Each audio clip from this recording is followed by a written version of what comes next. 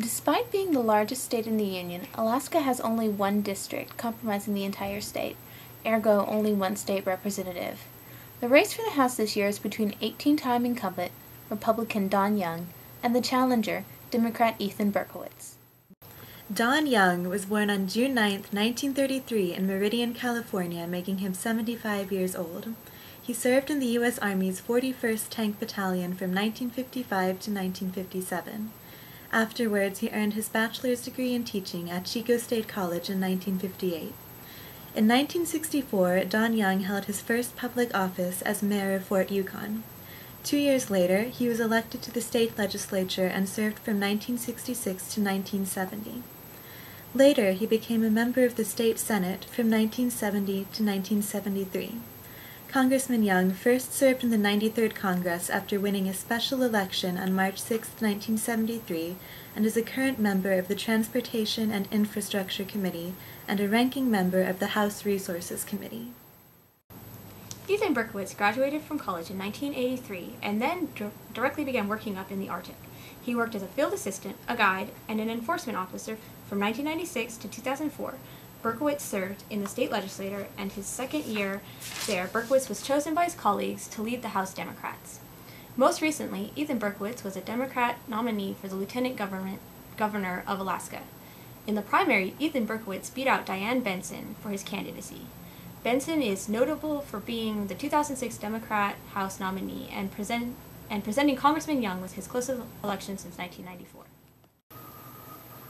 This year's House election in Alaska is unusual. Despite the fact that Alaska leans very heavily Republican and the fact that the Republican candidate is a seasoned incumbent, Congressman Young has been greatly and consistently behind in the polls. Immediately after the Republican primary, which he won by only 304 votes, he was polling behind by double digits. Although the margin has markedly decreased in recent weeks, Young is still distinctly behind. Young's trailing of his competitor can be attributed to his recent scandals. Though most of the attention seems to be focused on Young's fellow Alaskan, Senator Ted Stevens, Young shares in the controversy. Like Stevens, Congressman Young was also named in an FBI investigation of the Vico Corp Oil Services Company for assisting his campaign fundraising efforts with bribes and gifts, although the congressman was not charged with any wrongdoing.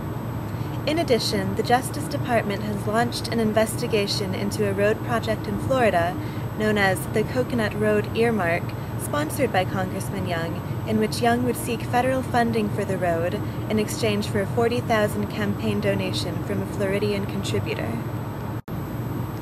Because he's an incumbent, naturally, Congressman Young should be presented with a distinct monetary advantage, including being able to draw upon previous campaigns' fundraising, which Young has duly taken advantage of to the tune of $2.6 million. Despite this, Berkowitz is raking in the money, although Young's fundraising coffers aren't exactly lacking. Berkowitz's PAC donations are nearly equivalent to Young's, while the amount raised from individuals is nearly double Young's. In fact, Berkowitz's receipts for this election total $15,000 more than Congressman Young's. Even more amazingly, in August and September, Berkowitz raised 4 times the amount of Young, for a total of $520,000, compared to Young's measly $131,000. Truly incredible for a challenge. So, this election seems to be favoring the Democrats. Despite the fact that Alaska is a Republican stronghold, the polls and the predictions show clear lean to the left this election cycle. However, Congressman Young seems to be putting forth a concerted effort to close the gulf between him and his opponent. That, combined with the nomination of fellow Alaskan Sarah Palin as vice president, may lead to a closer election than anticipated. Under usual circumstances, the Alaskan Senate race wouldn't even make a list of contested elections.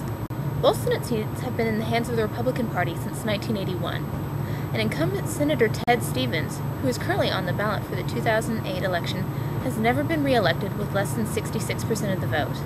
However, a high-profile corruption trial and an unusually strong Democratic challenger have turned what should have been another easy Republican win into one of the tightest races in the country. Ted Stevens, the incumbent senator, is currently the most senior senator from the Republican Party. First elected in 1968, the 84-year-old World War II pilot and Harvard Law student graduate has served 6 full terms in the Senate and is in the process of completing a 7th. He has served as party whip and chairman of the Senate Commerce, Science, and Technology Committees and the powerful Senate Appropriations Committee, as well as being president pro tempore. Senator Stevens has been generally popular among Alaskans for the pork and earmarks he brings home, and his vote percentage reflects this. In his previous election bid in 2002, he managed to take in a whopping 78.2% of the vote. Senator Stevens' Democratic opponent is Mark Begich, the current mayor of Alaska's largest city, Anchorage. Begich, the son of a U.S. representative, was elected to the Anchorage Assembly at age 26 and has founded and run numerous small businesses. Now 46, Begich is in his 5th year as mayor. In most election years, the Alaskan congressional elections tend to focus on things such as energy policy, fishing rights, and environmental issues. However, the Senate race this year is squarely focused on the ethics scandal surrounding Senator Stevens. As of October 27, 2008, Senator Stevens has been found guilty on 7 felony counts of failures to disclose illegal gifts given to him by the Alaskan Oil Services contractor, Vico Corporation. These gifts include more than $250,000 worth in furnishings and renovations to his home in Girdwood, Alaska. And unfortunately for Stevens, the public seems to have interpreted his connection with an influential oil company in a very negative light.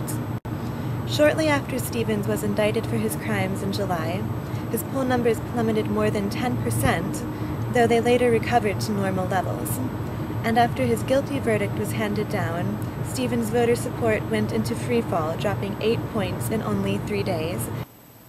For most of this Senate race, Stevens and Begich have been neck and neck in terms of voter polls. Considering Senator Stevens' incumbency and previously wide re-election margins, this is rather surprising.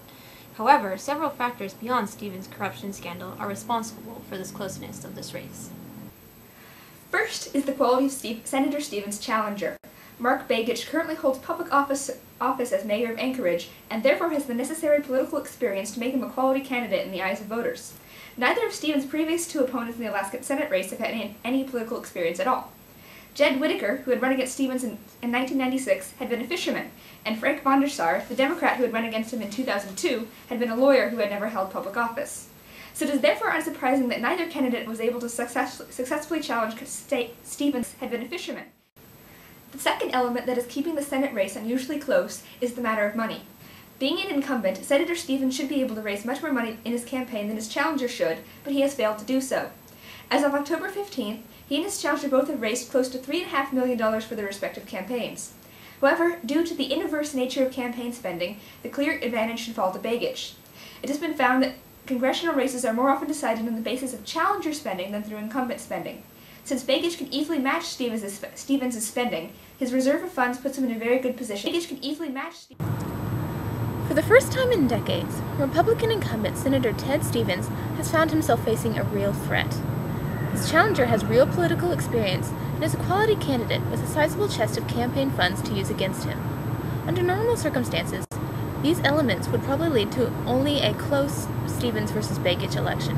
However, coupled with the fallout from Stevens' conviction in his corruption trial, and these advantages will undoubtedly result in a death sentence for Stevens' political career and a sure victory for Mark Begich. And again, the internet is not something that you just dump something on. It's not a big truck. It's a series of tubes.